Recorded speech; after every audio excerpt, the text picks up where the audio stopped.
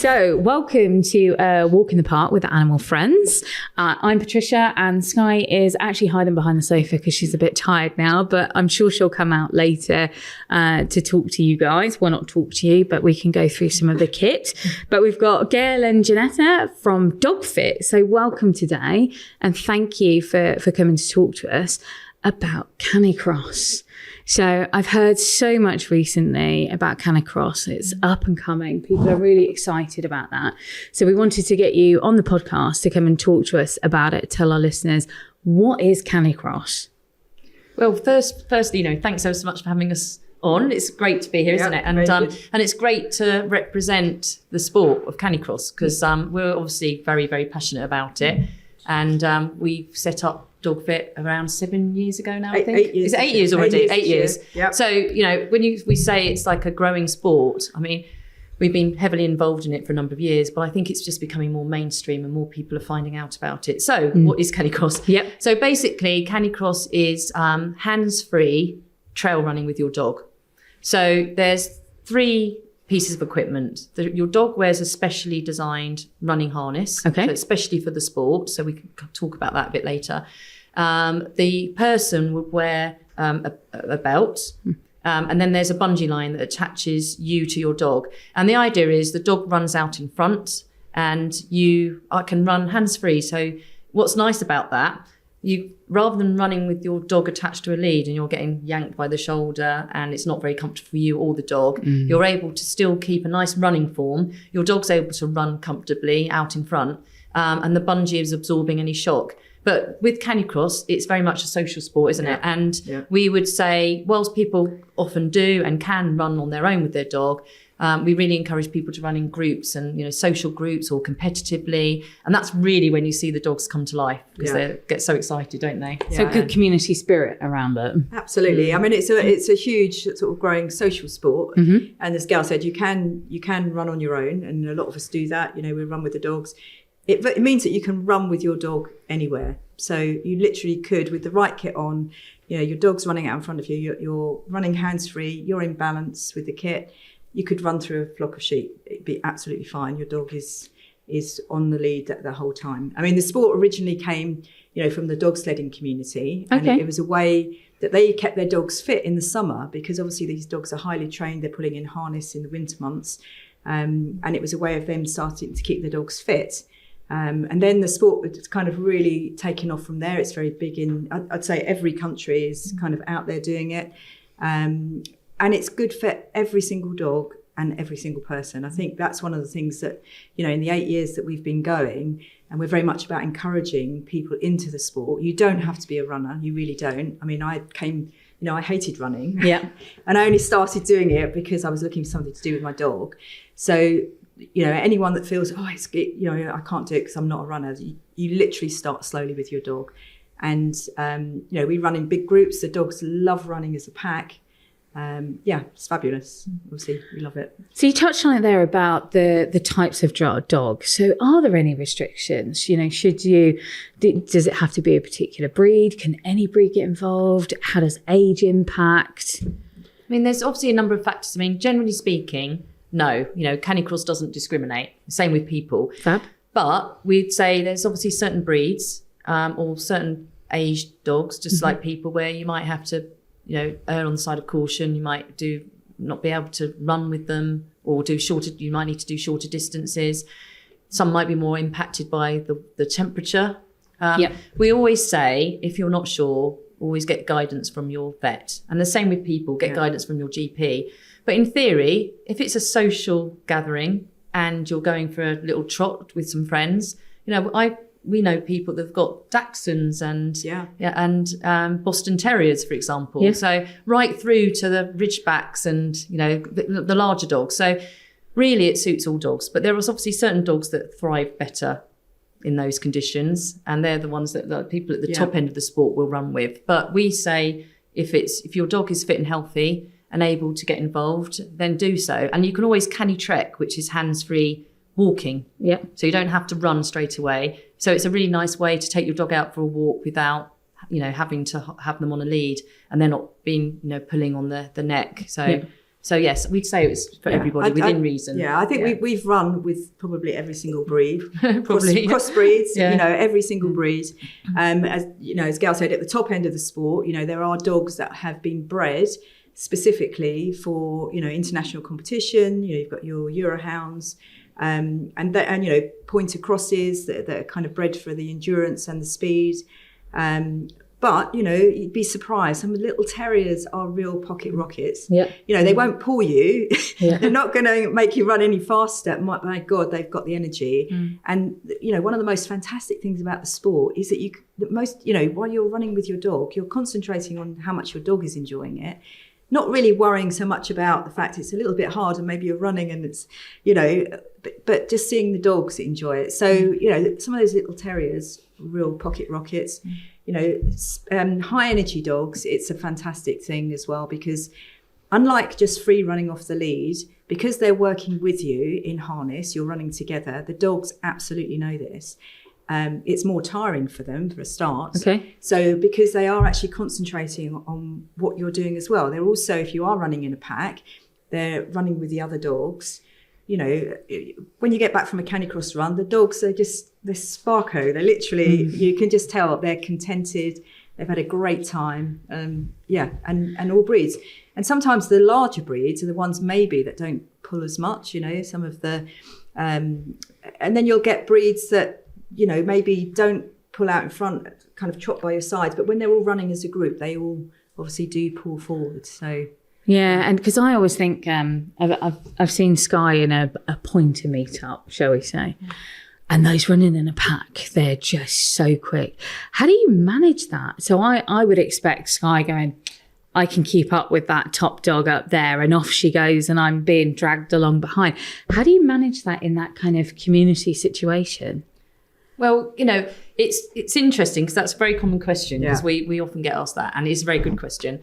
But realistically, you're not just going to get, you know, pulled for miles and you'll be screaming, trying to keep up with your dog. You manage it, and you train your dog just as much as you train yourself to get used to it, and you build up gradually. But there's a few answers to that question. But a really important part is about using commands, so cues. Okay. So, and that's where the fun begins, really, because you can manage, by using commands, you can help dictate the direction and the pace and how you want your dog to run. So, for example, I've taught my dog how to run downhill by running along next to me or slightly behind. So I've trained him on the command back, or some people say with me, for example, rather than, you know, you're just going to get pulled down the hill at 100 miles per hour. But yeah, so using commands is really important. Also, some dogs will just run in line with the other dogs, especially running in a group. You don't tend to find one that just runs off on its own. They'll tend to stick together. And then the beauty of the actual equipment as well. So I mentioned earlier that there's a bungee line. Yes. You're attached, that attaches to your belt and the dog's harness. So when the dog is going a little bit too fast, you can sort of like lean back a bit in your actual belt, or you can grab, if you really had to, you could grab the line. Not saying you should, but say you really suddenly had to stop the dog. So you can manage the pace by controlling it. So like a pressure. To suit you. Yes. Yeah. But understandably, there are some dogs that are stronger than others, and it's not always as easy. But you often find you'll have a dog that suits you and works with you. So. But yes, I think generally speaking, there's so much you can do to manage that pace. So it shouldn't be daunting for anyone. And we always say, if you're not sure, you build up gradually, and you start with hands-free walking, and you might introduce a short run, stop and walk, and use the cue, the command, to tell the dog to ease back. So, I mean, one of the things that we offer at DogFit is we have classes all around the UK with DogFit instructors. So anyone completely new, for example, yourself with Skye, that thought, hey, I'd quite like to try this. You know, it's quite good going along and with someone which's got experience that help you with the kit. Also, you know, even if it's a one-to-one session, which most of it you would spend in walk, it really isn't about, you know, you join as a group, you all meet and then everybody, gets the dog kitted out and all go for a run. It really isn't like that. Okay. Probably what I built up in my head. Being dragged along behind. Yeah, and you would, because she's a big dog. She's a pointer. I can already tell that she would be ready to go. I just know that she'd love it. However, you've got to feel confident. She's obviously going to be, put the harness on. And in a typical class situation or one-to-one session, it would be very much about walking, giving you the confidence, first of all, to let go of the lead, hands-free. The dog kind of understanding what's going on. And then from there, you would build up slowly. We always do say that you are in control of the speed, which sometimes if you've got a big dog and you're not very big, you might think, how can I be in control of the speed? But as we've mentioned, with the kit, you can sit back and the dog starts to understand that actually you're giving it a command through the body action. That, this is the time to kind of come at my pace. And, dogs that go off too much, you just go back to walk. And the command that I use with my dog, and I run with 2 pointers, is, with me. And they know that when I say with me, that means we're dropping back a gear. Obviously, they've been trained for years. And like any dog training, it's about being consistent with the commands. And the dog, and rewarding the dog verbally when it's doing the right thing. So, for example, in a lesson, you might get a dog that doesn't pull at all. So, the dogs are completely confused. What am I meant to do? But the minute, there's things that you can do to encourage the dog to pull out in front. As soon as the dog is doing that, you verbally reward the dog. So the dog goes, oh, I can understand what you want me to do now. And this is really fun. Yeah. And, the dog can feel, when you're running and the dog's all going, you're saying, that's great. Good girl, on. I mean, that's the command that I'll use if I'm going uphill and I want my dogs to pull me up the hill. I'm like, on, on. And the dogs know, because they've heard it's the same as giving a command like sit, as long as they know exactly what you're asking for them. So you go on, and they'll pull you. So how do you get over some of those challenges? So I saw a video around an older gent with his dog. He'd always taught them to be right by his side. They weren't to be out front. They were to heel. Yeah. So when they started to do something like this, it was a real challenge because the dog was like, well, this is not right. You've always told me that I need to be right beside you, but now you're telling me to go out front. How do you get over that? Well, one thing we would say to our customers is that if you keep the Canicross equipment for Canicross, yes, okay, and the dog associates it with going out for a run, okay, and you build up that whole, I get the kit out, and the dogs are like, oh yeah, we're going to go out. They're going to go. We normally drive somewhere, meet friends, and you're because it's obviously this is all off road running, so we don't advocate road running at all, no tarmac. Very minimal. So you're going off to a car park, all the other dogs are there. So they associate that with we're going out for a run with our friends. Yeah. And I think it's very different from when you're putting them on their lead and collar or their walking harness and they're in a different environment. You're walking them on lead and wherever. But I think as long as you keep the two separate, unfortunately for me, my dogs have always pulled anyway, regardless. So it hasn't been an issue. They pull on the lead. I hate to admit it, Skye's a puller. If you've got a very well-trained dog, unlike mine, then that's the advice we would give. Yeah, no, absolutely. The dogs understand it as being a uniform. We've worked with a lot of gun dogs as well. They're highly trained to walk to heel and not pull and, be super responsive. But actually, they know it's a different uniform that they've got on. And, they know. And if you are running with a group of people, as soon as you arrive in the car park, they're super excited. I think in the thousands of people that we've introduced to the sport, we've never come across any humans that don't like it once they've tried it. Sometimes the hardest thing for people to do is have the confidence to go, okay, I'm just going to try this. And even if you Canicross, you just literally walked hands-free as a starting point and then put in a little jog and then, you can build things on from there. But, it's a bit like Couch to 5K that they push and you can just build it up slowly. You don't have to go all out and expect it to be an experienced runner as soon as you get out. Yeah. And the other thing as well, if a dog is used to walking by their owner's side, there are ways to encourage a dog to pull. So it's one thing to say, oh, here's the Canicross kit, let's go. But sometimes they're like, I don't understand this, back to your question.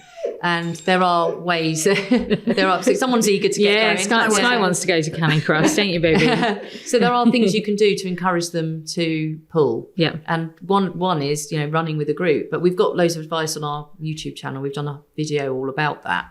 Amazing. There's lots of different ways and means to do it. And you've talked a lot about the equipment. So how important is that equipment, and make sure that it fits correctly? And what are the kind of things that you need to think about? Yeah, I mean, the key thing is that the dog is running in a harness, but it's not any harness. So, it's one that is specifically designed for Canicross. So it will give full range of movement through the front shoulders for the dog.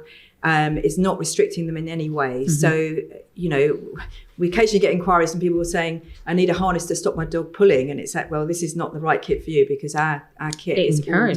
It's the opposite. Yeah. So, and there are different harnesses for different dogs. So it's not a case of one particular style brand is good for every dog. You have to look at the dog's breed, how the dog will pull, whether it looks like it'll be a strong dog, a dog that maybe won't pull. So just to make sure that we've fitted with the correct harness. I mean, we have a free consultation guide on our website, which will help advise people on the right harness for them. So we always put the dogs first. So the dog is obviously super comfortable. With the belt that the human wears, we have a couple of different styles, but the pull from that harness is from the hips. So when we call it a waist belt, it doesn't pull from the waist at all, because you've got to protect your back. So it's pulling from where your core is. Okay. So your core strength. There is a belt that goes around the waist, but that's just an additional belt to stop it slipping down and keep it in place. There are also leg straps, which some people go, oh, I don't want leg straps, but actually the leg straps keep the belt in the right position. Okay. And they're really comfortable. I mean, we've run marathons with the belt for the dogs. So it's not a case of, they're going to rub and I don't want leg straps. So it's important that the belt sits in the right place for the human. And then obviously you've got the bungee line, which again, on our own bungee line that we manufacture ourselves in the UK, we have additional grab handles. So you can pull the dog in. If you you're crossing the road, rather for example, than like a rope burn type. Yeah, you don't want to rope. I mean, situation. the first. I mean, when we started DogFit, there wasn't a lot of places that you could go for really good advice or kit. It was all, being imported. But we've developed our own range of kit to things that we felt weren't right and we could be improved on. So it's important that the dog has the right harness that fits them. Also a harness that's not too big on the dog, because you don't want it to rub the dog. That's a key point. And obviously the human to be comfortable, and you've got your kit, and it's for the price of cost of a pair of trainers. You've got kit that lasts you for years. It's such a great sport. Yeah, and the dog harness is, like I say, is really key. And all our customers, they want to get that right for their dogs. They're more than happy to sort of seek out the right advice. But like Ginetta said, it's not just bung on a harness like a walking harness. It's got to be right for that dog. But it's based on their size, their strength, how they run. So it's not, and so there's the type of breed as well. So we have got quite a big range of harnesses. So we always say to people, don't just rush out and buy what you think looks good on the internet. Get advice from us. Like we say, we've got a free harness consultation form, so people don't have to be daunted by that. And we always say it's quite hard. That's why we set up the form, because dogs can't tell you what's comfortable and what's right. It's easier for the person to pick a belt that works for them, because you can have one with more pockets or a lighter weight belt. But with the dog, you've got to get it right, because they're running in it. They've got to have that something that supports their body strength and the way they run, but they have that won't restrict their airwaves or their motion, their shoulders. So we take a lot of time and effort into getting that right for the dog. No, absolutely, because you don't want to die. Firstly, you don't want to spend out all this money and then the kit be wrong and it injure your dog, right? No. So if somebody is looking to come into the sport to have some fun, do they have to buy the kit all up front, or could you do a one-to-one session and then try some harnesses out? Do you also do that kind of fitting and help guide people? Yeah, I mean, our dog fit trainers are all across the country. We've got some overseas as well, and they are experts in fitting and recommending the right equipment. Great. What they will tend to do is, if somebody came along for an introductory session, a taster, our trainers will have like a kit bag with some essential items, and it might not be the harness they'll end up recommending for the customer's dog, but it's good enough to give them a trial. And to understand the fit and then say, actually, this isn't the right fit. Exactly. Product X is. And when they meet the dog, and they assess how they run, they will be able to recommend to their customer which is the best harness to purchase. Okay, so they're not just assessing how you run as a person, they're also then looking at the dog predominantly to then find out how they run and what their styles are. All our trainers, they're fitness professionals, or they've done some sort of training, or they've got qualifications, and some are also dog trainers as well. So they offer quite a lot. It's not just sort of the average person down the road who offers Canicross lessons. They've got a lot of expertise and knowledge, personal trainers, for example, as well as dog trainers. And I think that if somebody isn't near a trainer, we have gotten all throughout the UK, we always help advise people. We've got that knowledge of many years of fitting dogs, understanding, chatting to people, sending kit, advising and getting them started. So, and it's such a rewarding thing, it's just nothing nicer than when you get, an email through from someone going, oh my gosh, I've just discovered this sport, which is just like, now it's amazing. It's like, I'm having fun. And, and it's not about, suddenly you're encouraging people to go off and run marathons with a dog. It's not about that at all. It doesn't matter if someone, runs 1K or 2K. They've gone out, they've had a really nice time. The dogs have a really nice time. We work a lot with rescue dogs. It's a great sport for people that can't let their dogs off the lead. Or maybe, the dogs are anxious, or we've had people where they're almost embarrassed to come to a class because they're worried the dog's going to embarrass them and it's a bit anxious, or it's barky, or, all of those things. But actually, with the help and kind of support of an instructor as well, or in a class or even a social situation, you'd be surprised. Those dogs can be transformational. So they just get into the zone at that point, and everything else just melts away. I mean, the rescue dog side, I've got a lot of experience myself in that area, because all my dogs are rescue. And I've also volunteered at a rescue centre where I got in touch and said, I'd really love to run some of your dogs. So with my husband and I and a friend, we would we bring the kit and we take some of the younger, more energetic ones out for a run. And we were told from the sort of the manager that it was really helping their rehoming prospects, because they would come back and they would be calmer. They'll be a lot calmer, yes. And it's wonderful to see when you've got, like, say, 2 strong staffies that you've got to have on a double lead, and you're walking them, and you can see they really want to go, to be able to actually use the Canicross equipment and do a 5K run with them. I mean, it's amazing to do. And my own dogs are rescue dogs, and I found that the difference, one of my dogs, can be reactive with other dogs, and I would take him out on a run and he's friendly with all the other dogs, or he's not even interested because he's in the zone, as you said, and just focused on running. And it's really helped him as well. So this is why we really do DogFit, because it's just stories like that, I think, and just being able to, because we've experienced it ourselves and we absolutely love it, and the bond you have with your dog. We just thought more people need to know about this, and not to be worried. We want people to know it's inclusive, and you can just go out and have fun and get fit with your dog and just have the best time. Yeah, because one of our other guests, Fee from Birmingham Dogs Home, we were talking to her about, at the moment, they've got a lot of larger dogs in. So since the boom and then the cost of living crisis, etc., they've had a lot of big dogs that have been surrendered. And I mean, for those, I mean, that would be phenomenal. Definitely, yes, to be able to give that a go. And people not to be scared to give these things a try. I know, Skye is a big girl, so I was a bit like, oh, will she pull me? But actually, you're right. I mean, the bonds that we have, she does listen to me. And I think it would just strengthen that to then continue to work it. Yeah, definitely. So if I was then starting out, if I go, right, I'm going to bite the bullet, which I'm pretty much there on doing it. Go on. Although, as I said, I'm not a runner by any stretch of the imagination. But you've just said you don't have to be a runner. No, absolutely. But I walk for miles and miles and miles with Skye anyway. Yeah. What's the kind of starting distance am I really looking at in that? Can you talk me through like what a first class would be? Okay, so I've been for a fitting and we've had a chat. So in a sort of beginner we call it beginner to 5K. So it's not necessarily insinuating people have been lying on the couch. Oh, mine's definitely couch to 5K. Yeah. So, and we do have an online self-paced course that people can do if they can't get to a class, but. So we do say people should be able to walk briskly for 30 minutes before they start. Tick. So, which most people are doing anyway. If they've got a dog, they're out walking the dog anyway. So in that first class, after they've checked that the kit is fitting and everyone's happy, you know, it might be a group class or it might be just a one-to-one session, but there would be another dog there.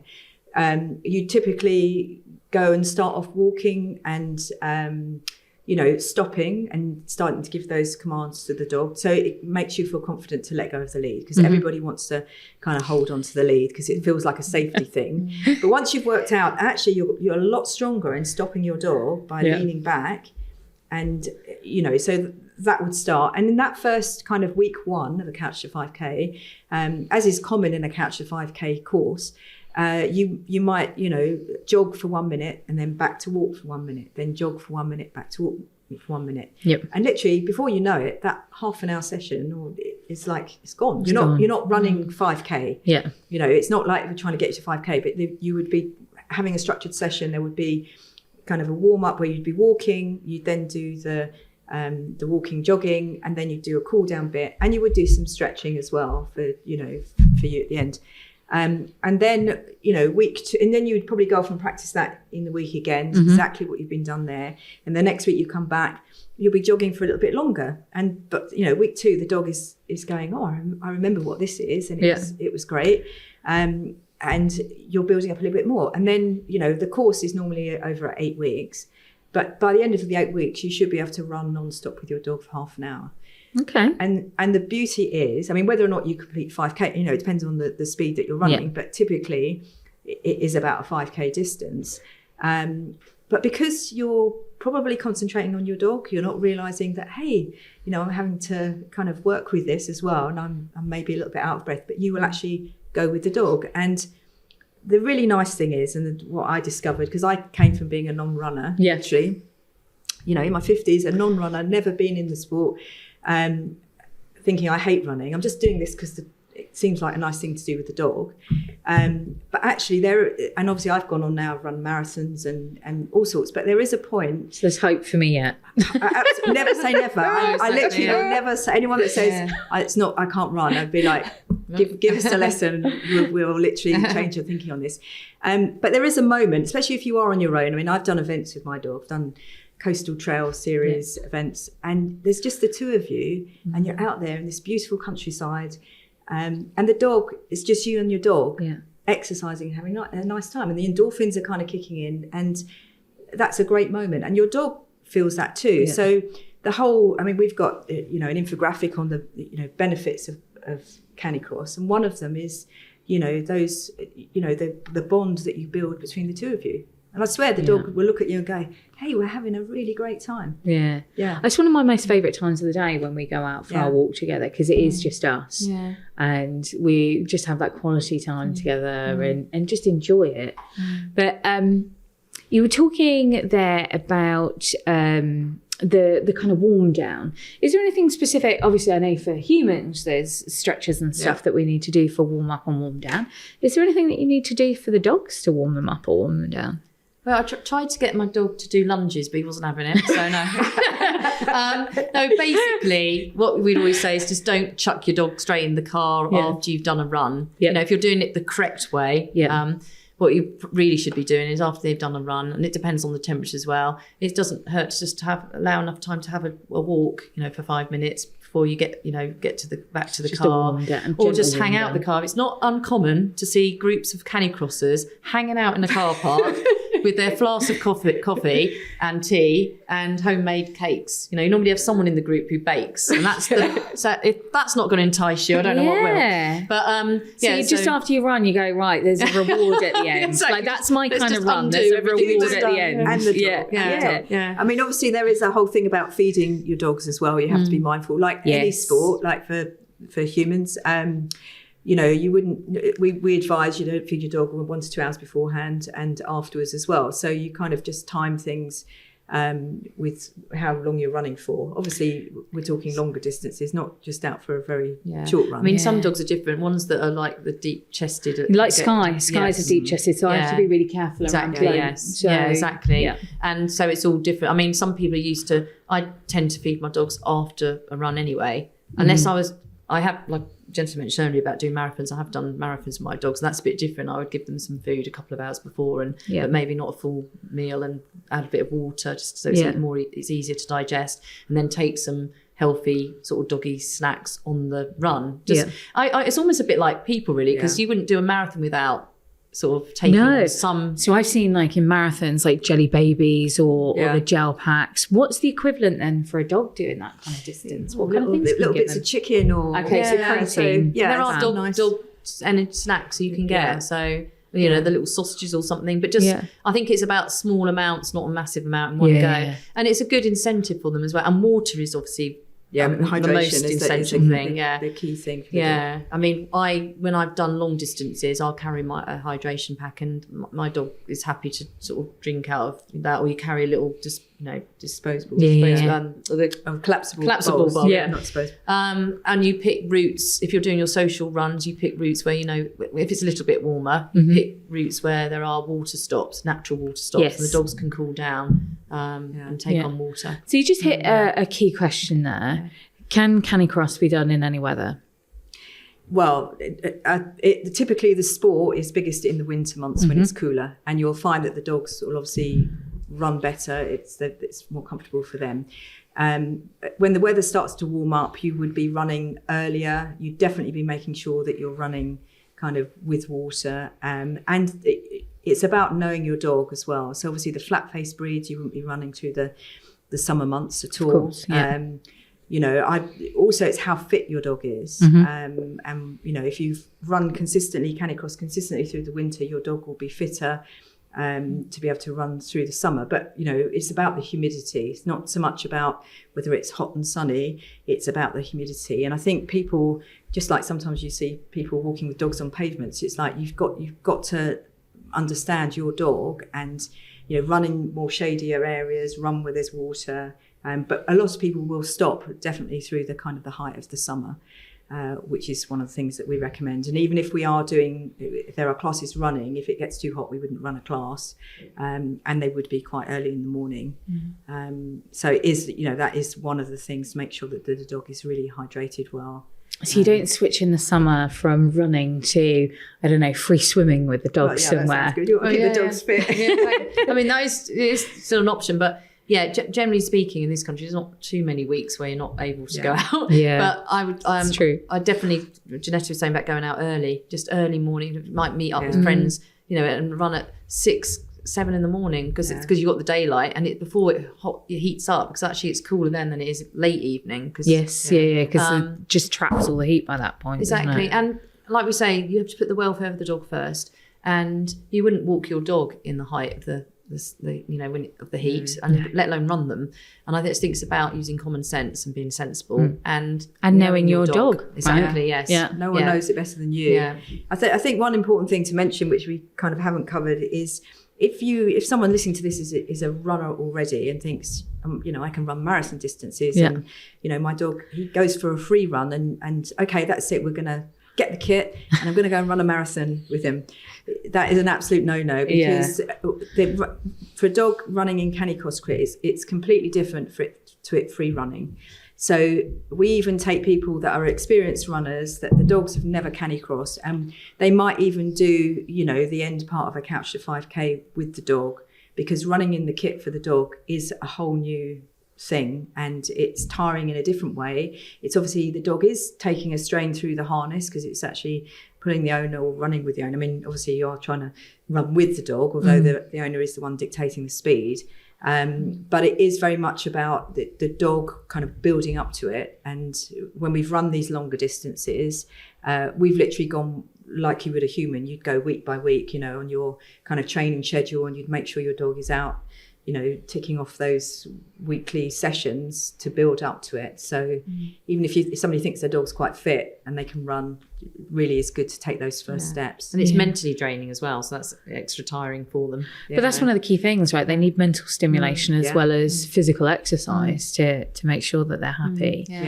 So all going well, things can happen. What are some of the injuries that you've seen, either for people or dogs, during a session or after a session, if they haven't warmed down or just not really seen I've it. been very lucky. I haven't actually, and that's not to say that I haven't actually come across touch wood. I mean, as a person, I'm not, it's not unknown to like might stumble on going off road, but that's normal. I've not tend to do it with the dog. It's normally on my own because the dog actually makes me focus more on where I'm running. It's weird to say that. I can get, if I'm running on my own on the trails, it's very easy to sort of, you get a bit distracted. But when you're with the dog, you're, like Ginetta said, it's so lovely watching the dogs run, and you're actually looking at what your dog's doing. I think I'm more in tune with with my surroundings. Okay.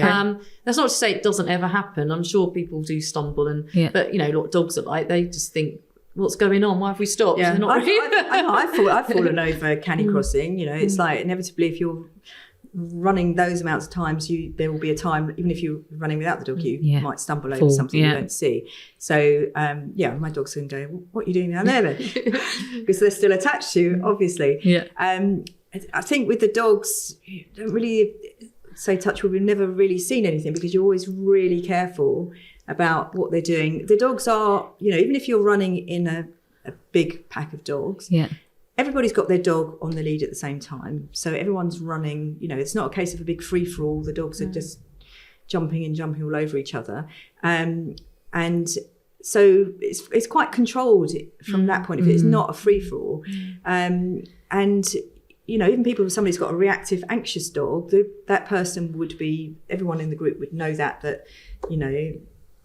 that particular dog maybe doesn't like dogs anywhere near him, and he likes to run at the back. So you make sure that you engineer it so that is how it works. So, we've had, we do chosen events where we meet people, and we had someone coming on the stand one time. She was a veterinary nurse and she was in tears because her dog was so reactive that she could never do anything with any other dogs, and had actually gone to one of our trainers and done some one-to-one sessions, and she was now able to run with a group, albeit within her own distance away.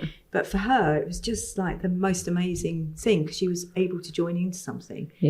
And we do get dogs that will run in a muzzle. If somebody is worried about their dogs, it's got to be the right sort of muzzle so the dog can have enough space to breathe and obviously drink and everything else.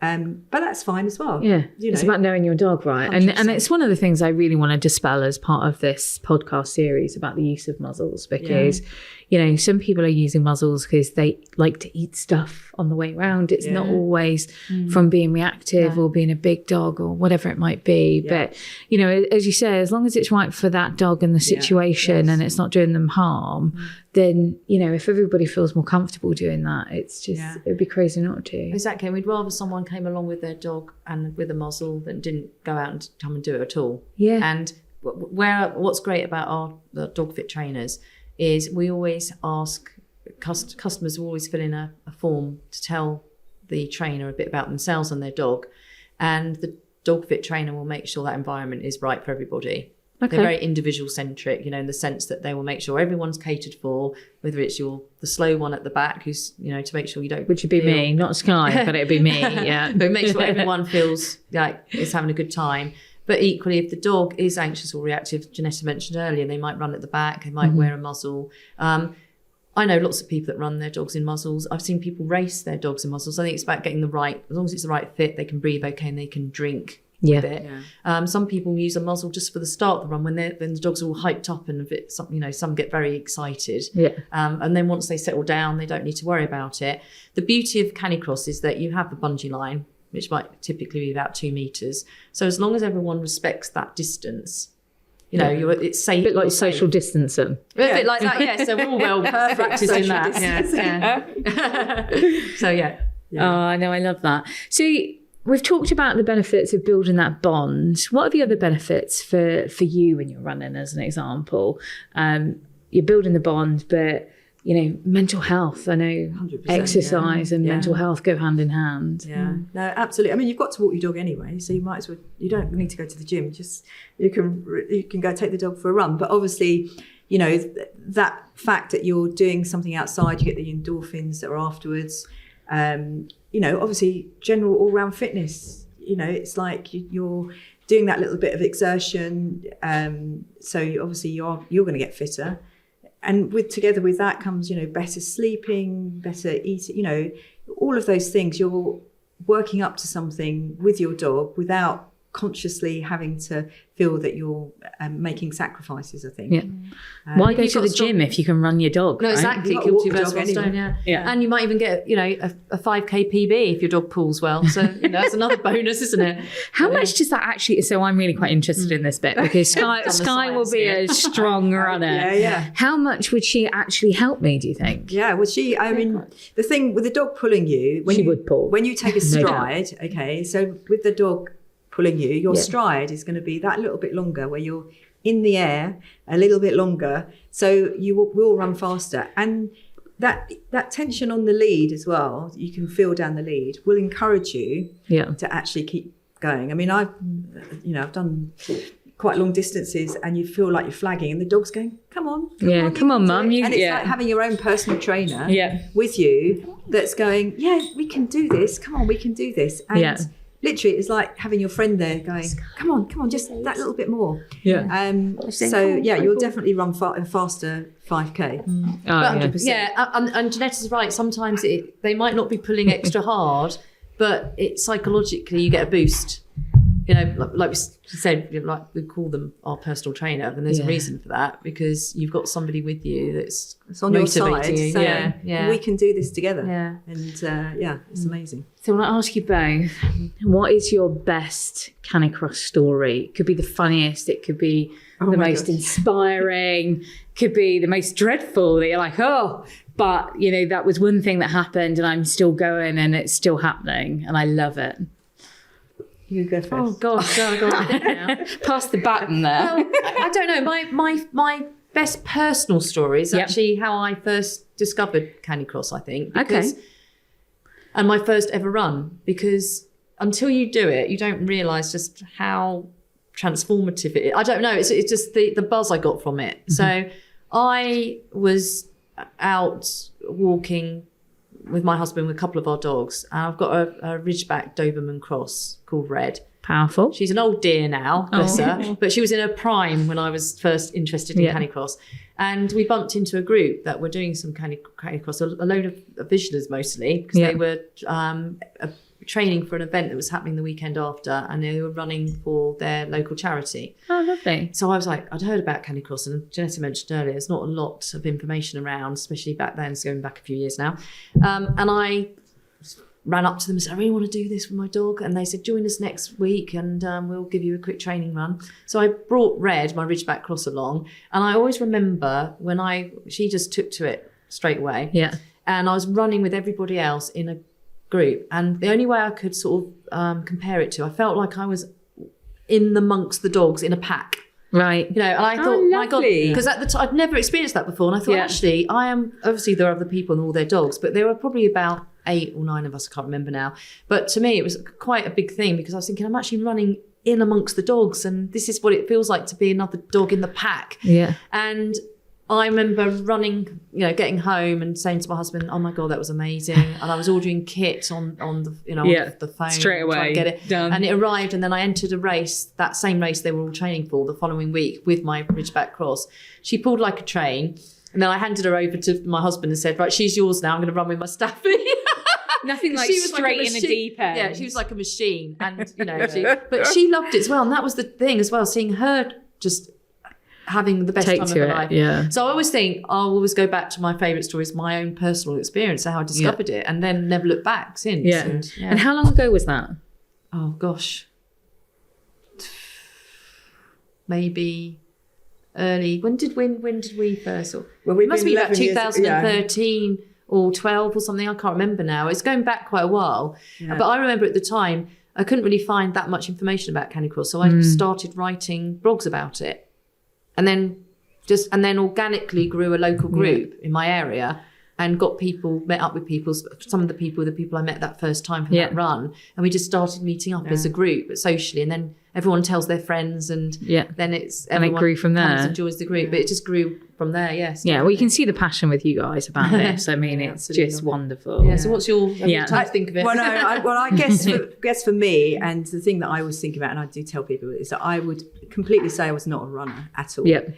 I was a horse rider. So I obviously already did something with an animal and competed. And literally came to Canicross because my dog was a failed gun dog, so she's a pointer. And I was looking for something to do and struggling to find how you did it. And I think I just said, I've seen this sport called Canicross. And then suddenly my husband, for my birthday, bought me this kit. And it was like, oh gosh, I better do something about this. Struggled and eventually made contact with Gail and said, can I just come and see you, just check that the kit fits? I'm not a runner. I'll go away after that. Could you just check that it fits my dog? And then I'll go and learn to run, and then I'll come back because I think you have to be a runner to Canicross, and I'm not a runner. Yeah. And and then met with Gail and her husband, and this must be like 11 years ago, and thought, oh my gosh, I can do this. And it's like, and from then, obviously, just carried on. But I think the thing for people that don't run, that's listened to this, there's always the first 10 minutes when you start running that you don't think, I can't run, and people give up after 10 minutes because it's about the oxygen going around your body and your body settling down and working out that you're doing a bit of exertion. When you're doing it with the dog, you are so concentrated on what your dog is doing, and that you forget about that. And actually, if you take things slowly, I mean, I've now gone on and run marathons, and there's no way I would have done that without the dog and without starting Canicross. And I think that the joy that we experience, as Gail said, we're, as a business, we're very much about encouraging anyone to do it. It's really, you don't have to be a runner. Yeah. You don't have to have a dog that's designed for the job. Mm-hmm. And it doesn't matter at what level you do it. And what distance. Yeah. That was enormous. Just get outside. In that. Yeah. As long as you're giving it a go. Yeah, exactly. And people that come up and go, oh my God, I just, I mean, my sister, it's in her late 50s, never a runner, ran the London Marathon after getting a dog and canicrossing and all the rest of it. So it's lovely when you hear those stories. Yeah, definitely. So people listening at this and they go, do you know what? You've inspired me to go and give it a go. How do they go about doing that? So the DogFit.co.uk is our website. So obviously that will lead you to information about kits, harness consultations. We've got a team at the end of the line that are there to help, as well as Gail and I. We've got a YouTube channel with lots of video on it, from beginner Q&As. There's information to hear there. We do have a podcast called Talk Canicross where we've covered different things. So we can put you in touch with your local DogFit trainer. So who will then offer classes, one-to-one classes. We have an online beginner to 5K course if someone can't get to a class. So there are so many ways that they can get involved. And I can't say enough good things about our trainers, though, because they are amazing and they're as passionate as us. And we only, work with people who have that same ethos, and they are brilliant. So if anyone, if they can find a trainer in their local area, because we've got a map on our website, then we put them in touch, as Ginetta said. But definitely, you don't have to compete. You just go for a taster session and see how it goes. The trainer will loan up the kit, and if you don't like it, fine. But I pretty much guarantee you will, and the dog certainly will. But I would just say, just give it a go. And once you give it a go, people just get hooked today. They're just like, and the social side as well. I think I've never thought about it, about the whole running as part of a dog pack. I mean, it's just it must be so freeing. Do you know when you're running with a group of people, and it's a bit like a running club, and I've never been part of a running club. No, I've never been part of a running club, but apparently it's like a running club. Apparently it's like a running club. It's a dog running club, but better. But everybody you're running with loves their dogs. That's and you might be running at the front with somebody, and then you're a bit at the back, and people, and the dogs might stop, and everyone, the dogs come first. So you're just making sure that everyone is having a great time. Well, this is the thing. Often you see the social side, you don't appreciate until you've gone out and started doing it. And people who are new think, how do you talk and you're running and talk at the same time? But you generally, you end up running at a pace that you can. And if you can't, we always stop and have breaks. And that's what's nice about it. You've got an excuse, haven't you? Oh, my dog needs a drink. Yeah. Get your breath back. So when you're on your own, you can't really do that, can you? And but yeah, I mean, it's lovely. And that's when you normally chat and you've all got something in common already, haven't you? You've got your dogs, and so straight away. It's lovely to hear about that community. I did some open water swimming last year, and that had a huge community as part of it as well. Just the dog was very upset watching me swim around and going, I can't get in there with you. Why can I not go? She loves swimming. But yeah, if there was, actually, I think we're going to go through some harnesses and have a quick look at one that might fit Skye, just to have a look at some of the kit and what does it, I know there's different versions, but should we go through that? And sure. Yeah. Okay. Well, as I said, there is obviously different harnesses for different dogs. So we've actually bought Skye. different. This is where they say never work with dogs or kids. The thing about the Canicross harnesses, obviously, they come in a range of sizes. Yes. So if you can imagine, from your tiny terrier right up, and there is different styles. I mean, in a lot of cases, we manufacture our own range of DogFit kits in the UK. It was important for us to do that. And this is our kind of basic harness that will, a lot of dogs can start off with. Their head is through here, obviously the legs are through here, and then it clips up around the middle, finishes half. So that just gives them complete free movement, but a nice support. Yeah. So and then you clip on your bungee line here. So unlike a normal walking harness that you might see, where the clip point is maybe halfway up the dog's back, this is a little bit further back. So and the harnesses are designed that the pull comes right down through under the chest and back through, so it's comfortable on the dogs, and they look nice and padded as well. Yeah, that's nice and soft. Yeah, but lightweight, so they can run in it. But also, if it got wet, they jump in the water. It's fine as well. Oh, fab. So any bit of water, Skye, straight in it.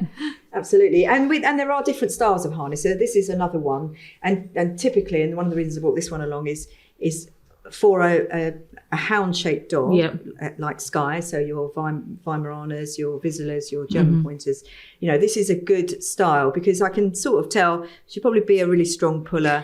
This is, with a stronger pulling dogs, you want a bit more of a technical harness.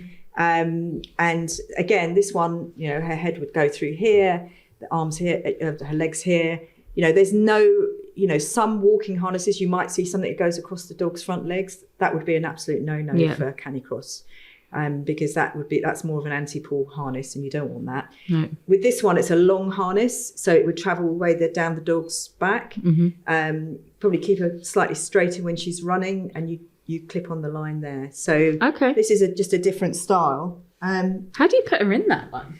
So you would bunch up like that. You'd put her head in here and then put her legs through. So another consideration when we're helping advise people, if you've got a dog that is maybe anxious about people, touching its front legs, this might not be the best style because there is a bit more end up wrestling them. Flapping and that kind of thing. So it really is understanding what the dog's about. Do you want to show that one? Are you looking for the belt? So this is our DogFit Canicross belt for the human. And we have the harnesses in a range of colours because people like their own particular colour. And matchy. So I've just pulled this out of the bag. So it's what's that, Skye? So you can so this is the human belt. And this big wide pocket here is the bit that actually sits on your bum. So that's the bit where you're being it's a nice support then. So pulled. And then so this bit at the top is the bit that sit around your waist. And that's then, just holding it up, that part. Then you've got the leg straps here. So your legs would go through here. So the other one's already the other side. And then there's the part that comes out in front that attaches to the dog has a ring on it here. So basically that's you here, and then the bungee line would attach here, and then the other end would attach to the dog. So that really keeps the two of you kind of in balance. I mean, with all our kits, we always our DogFit kit we give one of our beginner guides as well, which just kind of talks about the history of the sport and commands and where you can go next. So it's a nice bit of reading with your coffee. Love it. What do you think, Skye? Yeah, ready? She's like, I'm ready to go. And this is the bungee line. So you can see it's got that elastic bit which helps with any sort of jolting. Yeah. And one bit gets clipped onto the dog's harness. We have got a little grab handle here that if you were crossing a road or something, you could pull the dog in close. Yeah. And then the other end clips onto your belt. Yeah. And that's it. You're good to go. That's it. It's ready. I mean, if you go on our 3 YouTube bits of channel and our kit. website, people can see what it looks like in reality. I mean, it's really cool, actually. Yeah. We do a range of colours, but I just bought all matching reds. Oh no. We love red. I have to put Skye in a lot of pink anyway, because people mistake her for a boy all the time because she's big. Oh. They call her boy all the time, don't they, babe? Oh. You're just a big girl, aren't you? Yeah. She's beautiful. She knows what's coming. So, just one last question, because it's been absolutely fascinating having you guys here today. If there was one piece of advice that you could leave our listeners with about Canicross, what would it be? Oh, well, it's funny because we always ask this question to our guests as well. And they would all say, just do it. Just do it. Absolutely, just do it. Just give it a try. And it is like, do not be anxious that you're not a runner, your dog can't do it. You know, just that one go, give it a chance, and then you will see. Actually, it's just this amazing world out there. Yeah, Skye's agreeing with you. Yeah. She's going, Mummy, I need to do this. I think Skye would be really good, yeah. Yeah, definitely.